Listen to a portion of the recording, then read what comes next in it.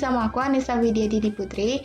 Nah, di videoku kali ini aku akan menjelaskan mengenai arsitektur data warehouse dan rancangan arsitektur data warehouse menggunakan skema human resource. Seperti biasa, sebelum masuk ke penjelasan perancangan arsitektur data warehouse, aku akan menjelaskan mengenai pengertian data warehouse dan hal-hal lainnya. Apa sih data warehouse? Data warehouse itu adalah sebuah sistem repositori atau tempat penyimpanan, retrieve atau pengambilan, konsolidasi, kumpulan data secara periodik yang didesain berorientasi subjek, terintegrasi, bervariasi waktu, dan non-volatile yang mendukung manajemen dalam proses analisis, pelaporan, dan pengambilan keputusan. Data warehouse mengkombinasi informasi dengan meringkas dan mengkelompokkan informasi yang diperlukan didefinisi oleh persetujuan para pengguna sesuai dengan informasi yang mereka butuhkan dalam pengambilan keputusan. Suatu data warehouse hanya berisi informasi yang relevan dengan kebutuhan user untuk mendukung pengambilan keputusan. Data warehouse ini digunakan untuk memisahkan beban kerja analis dari beban kerja transaksi sehingga memungkinkan organisasi untuk menggabungkan dan mengkonsolidasi data dari berbagai sumber. Menurut Dramelho, data warehouse merupakan pendekatan untuk menyimpan data di mana sumber data yang heterogen atau yang biasanya tersebar di beberapa basis data OTP bermigrasi ke penyimpanan data dan terpisah homogen. Nah, Menurut Inmon 2005, data warehouse memiliki karakteristik sebagai berikut. Pertama, itu ada berorientasi subjek atau subject oriented. Data warehouse dirancang untuk menganalisis data berdasarkan sumber tertentu dalam perusahaan atau organisasi, bukan pada proses atau fungsi aplikasi tertentu. Hal ini disebabkan karena kebutuhan dari data warehouse adalah untuk menyimpan data yang digunakan sebagai penunjang suatu keputusan. Data warehouse memiliki ciri subject oriented yang berarti dalam desain sistem untuk menganalisis didasari oleh subjek-subjek tertentu yang berkaitan dengan organisasi. Misalnya, untuk organisasi asuransi, subjek yang terkait dan dalam skala mayor adalah pelanggan, kebijakan, dan klaim. Untuk penjualan, subjek yang berskala mayor contohnya adalah transaksi penjualan produk toko atau cabang. Nah, misalkan seperti human resource, kalau misalkan seperti human resource itu seperti data karyawan seperti nama, alamat, jabatan, usia, gaji, seperti itu. Lalu yang kedua itu terintegrasi. Data warehouse dapat menyimpan data yang berasal dari sumber data yang berbeda ke dalam suatu format yang konsisten dan saling terintegrasi satu dengan lainnya. Dengan demikian, data tidak bisa dipecah-pecah karena data yang ada merupakan suatu kesatuan yang menunjang keseluruhan konsep data warehouse itu sendiri. Syarat integrasi sumber data dapat dipenuhi dengan berbagai cara seperti penamaan variabel konsisten untuk variabel yang konsisten, struktur pengkodean yang konsisten, dan atribut fisik dari data yang konsisten. Misalkan jika di internal memiliki satu ukuran panjang dengan satuan cm, sedangkan di eksternal source menggunakan milimeter, maka bisa dipilih salah satunya yang menjadi patokan sehingga semua satuan terintegrasi menjadi satu dan sama. Lalu yang ketiga itu ada rentang waktu atau time variant. Seluruh data pada data warehouse dapat dikatakan akurat atau valid pada rentang waktu tertentu. Data warehouse selalu menyerap apapun yang telah di-load oleh data warehouse dari awal terbentuknya data warehouse hingga yang paling terbaru. Semua data akan dijadikan bahan analis dan pengambilan keputusan yang valid pada rentang waktu tertentu. Misalnya harian, mingguan, bulanan, tahunan, dan nilai waktu lainnya. Elemen waktu pada data warehouse harus jelas untuk menjadi kevalidan data yang rentang waktu tertentu karena record data pada data warehouse rentang waktunya lebih besar daripada database operasional demi kepentingan analisis data secara periodik.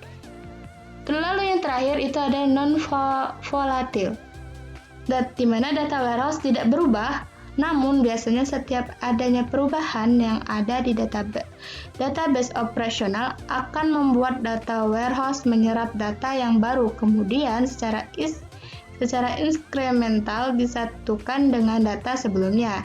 Ini disebabkan data warehouse hanya memiliki dua fungsi manipulasi data, yaitu load data dan akses data.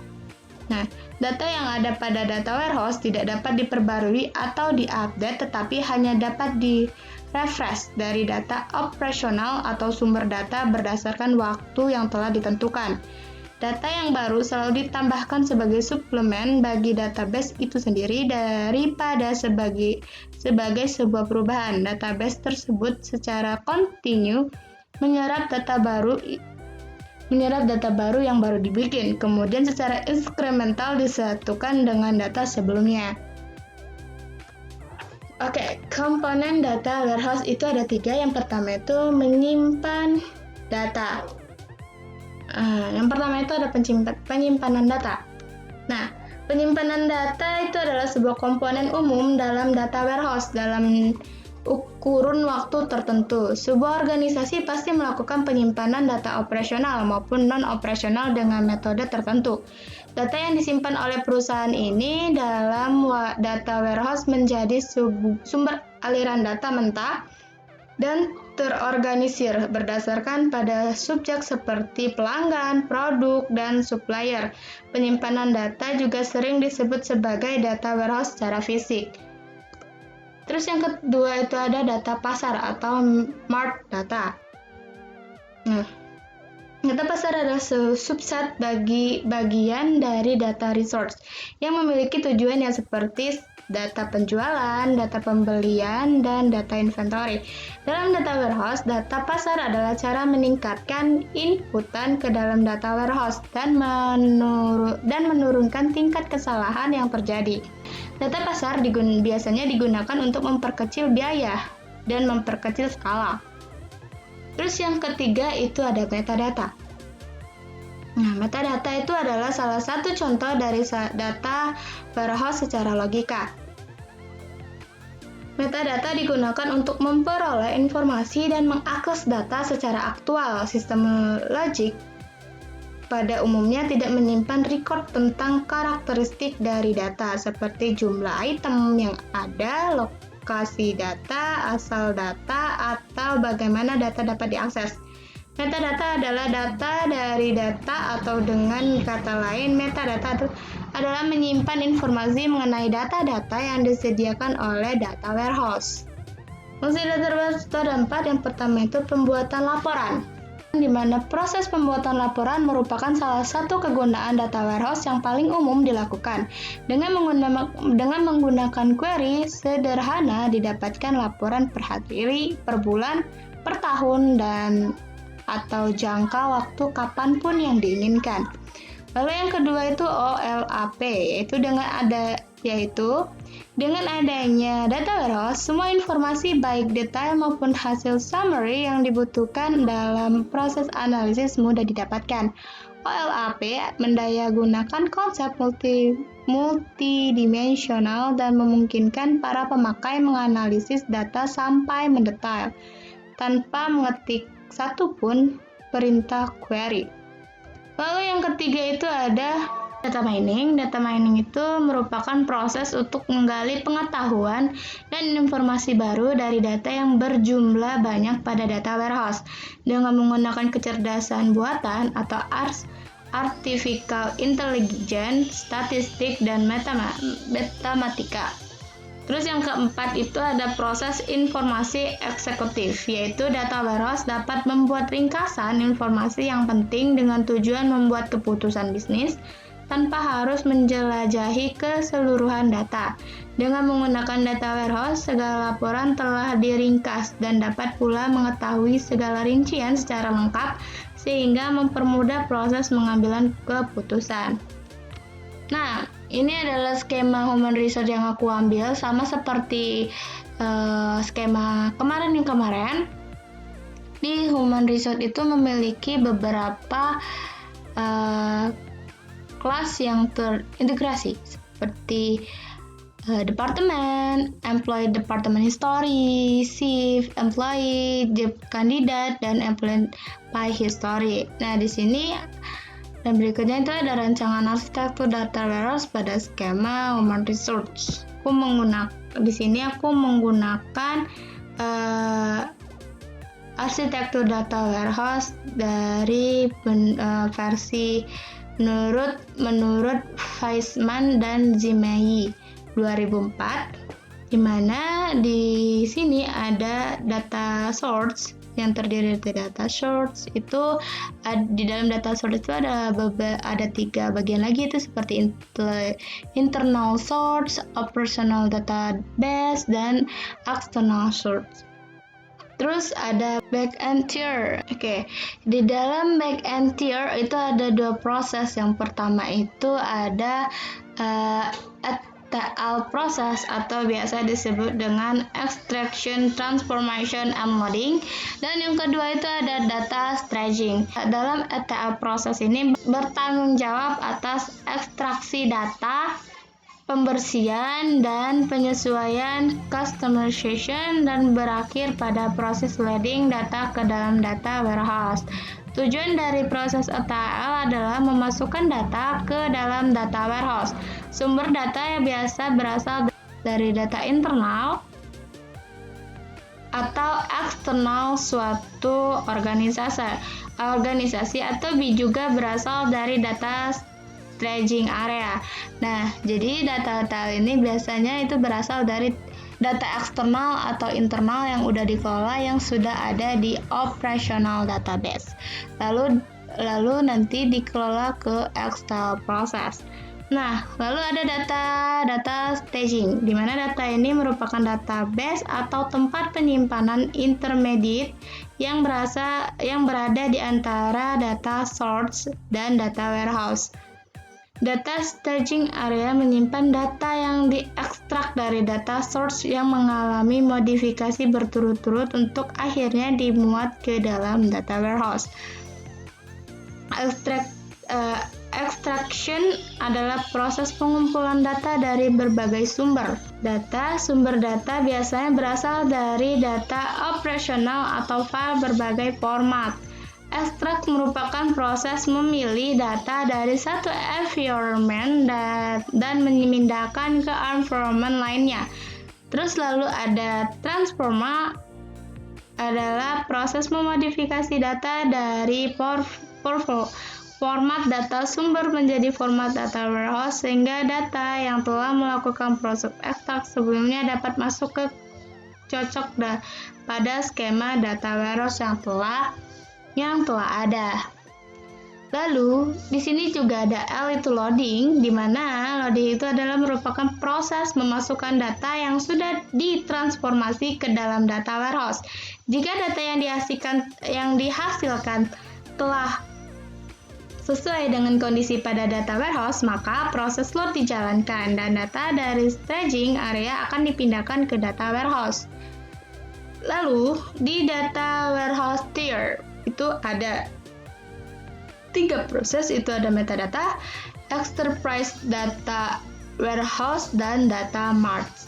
Nah, enterprise data warehouse disimpan terpusat dan mencakup data dari seluruh area departemen dalam suatu organisasi. Jadi di skema human resource, seluruh data yang ada di departemen itu disimpan di enterprise data warehouse. Sedangkan data mart ditunjukkan khusus untuk suatu fungsional atau departemen tertentu dalam suatu organisasi. Metadata didefinisikan sebagai data about data. Terdapat 2 macam metadata, yaitu technical metadata, business metadata. Technical metadata menjelaskan bagaimana data distrukturkan, disimpan ke dalam mesin komputer, sedangkan business metadata menjalankan rules atau policy dan constraint terkait dengan data yang yang ada di dalam sebuah organisasi. Lalu itu ada OLAP tier. OLAP tier itu atau kepanjangan dari Online Analysis Processing adalah suatu metode khusus untuk melakukan analisa data yang terdapat pada media penyimpanan data yang membuat laporan sesuai dengan keinginan user. Dalam layar OLAP terdapat OLAP server yang menampilkan data dalam bentuk multidimensi yang bersumber dari data warehouse. OLAP adalah sebuah perangkat yang mampu menggunakan visualisasi multidimensi untuk mewujudkan data yang memungkinkan untuk menganalisis strategi informasi dengan mencapai analisis. Informasi juga dapat ditampilkan berupa kubus.